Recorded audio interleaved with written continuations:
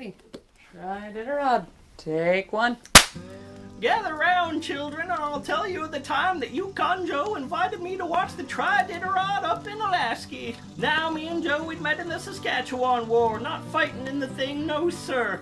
Me, I'd been sneaking a particularly potent liquor across the border, Bear Shine it was called, brewed by my old friend Mountain Mike in the heart of Appalachia. 300 proof it was, brewed from real bears and great for starting fires, fuel and engine surgery, and you could even drink it if you were so inclined. Banned in all 47 and a half states, though, for its tendency to cause spontaneous liver non-existence. So, despite the cold and the ravenous mooses, it was easier to sell the stuff in the lawless north. Yukon Joe just so happened to be smuggling maple syrup in the opposite direction. Usually dealt in gold, said he, but sweet Canadian maple sold almost good as. So there we were in this saloon, dueling with tall tales of wits and bravery and corn devils and Sasquatches, and experimenting to see whether mixing maple and bear shine would make some kind of miracle elixir. It didn't work the first time, but we were young and optimistic, so we tried a second and third and fourth time. Didn't work then either, but we were young and optimistic and also pretty drunk, so we tried a fifth and sixth time too. And we may have kept on after that, but were interrupted by a very hard knock at the door. Our new patron headed straight to the bar, then threw it, as it was in fact a cannonball. The barman decided to take last call early, took 2 hatchets from underneath what was left of the bar, and went to see what the fuss was all about. Me and Joe went our separate ways after that, but years later he invited me up to the Trididerad in Alaska, so I jumped in my Ford Model R and set on up there.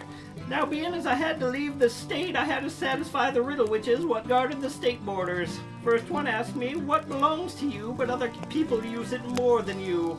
I told her it was the dang lawnmower I kept lending out to people. And the witch, sensing that this was truth, starts cussing and spitting and threatening to eat my firstborn, which is their way of saying you can pass. The second witch asked me what has 6 faces but no nose and 21 eyes but no sight, and I told her that it was the infamous Tennessee cave salamander with which I'd once had occasion to wrestle, and she hollers and stomps and tells me I'll wake up every morning covered in spiders, and I wish her good day and go about my business. The third one asks, when is a door not a door? And so I took out my trusty screwdriver and took the door off my car, making it a door what doesn't serve as a door because it don't open into anything. And she turns purple and shakes her fist and says something about a spinning wheel that I wasn't paying much attention to because I was busy putting my car door back on. With the riddle witches thus dealt with, I was on my way to Alaska in the Trididerad. When I got there, I bedded down in the still warm carcass of a polar bear, which is a strange name for a hotel, but just as comfortable as its implied promise. I woke up to a muffled yelling and Yukon Joe's mug pressed up against the window. He smiled, revealing the 5 remaining survivors of his once proud platoon of teeth. Well, I brushed off the spiders and me and Joe went to watch the proceedings. Now, you probably know about the Iditarod, but this was the Trididerad.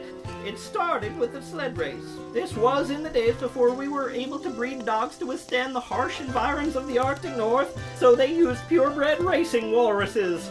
Giant tusks they had, and they'd use them like ski poles to fling themselves through the snow and the ice. When we arrived, the sled jockeys were rubbing their animals down with vegetable oil to make them slip along the ice better. The oil came from a small local chain called the Christopher Company that would later shorten its name to Crisco. Let that be a lesson to you kids. You never know where life will take you. You may start off selling walrus lubricant to local races and end up a multi-millionaire. Anyway, the Trididerad was made up of 3 events. First was a sled race. After the times were recorded for that, you would have 2 weeks to make yourself a sealskin suit in preparation for the swim across a half-frozen bay. Then would come the bike race. Now you had to have your walrus with you the whole way, and the race was dedicated to making sure the tasks were split fairly. The walrus pulled you on the sled, you were both made to swim, and then you'd pull the walrus along using the bike. A few fools had attempted to teach the walruses to ride bicycles custom made for them. Never real effective, but great fun to watch. Now, in my acquaintance with Yukon Joe, I'd never known him to be much of a man for sports or betting on them. He seemed more at home trekking through the wilderness in search of whatever bounty could be dug from the ground or panned from the waters. Now, I wasn't going to be rude and get our beards tangled together over what I perceived to be a contradiction in character, but it did seem odd to me. That is, until the trophy came out on the field.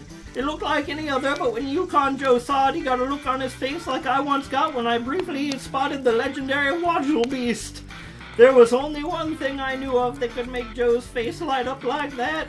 That walrus on top is made of gold, ain't it? I said. Yup, he said. You're gonna try and get it, huh? I asked. Yup.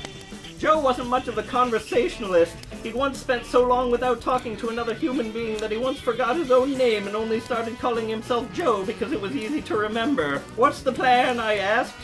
Take it, he says. Wasn't much of a plan. I started counting trees, looked to be about 600 per acre, which meant that if we were caught, we could argue that the law of the jungle applied. Don't get ideas, kids. That legal precedent has since been taken off the books, and Alaska has a much more organized police force. Speaking of which, and speaking of witches, it's getting dark and you better get home before the curfew witches come out. Don't want to wake up covered in spiders like old Pete, do you? I'll tell you the rest of the story later. Now get!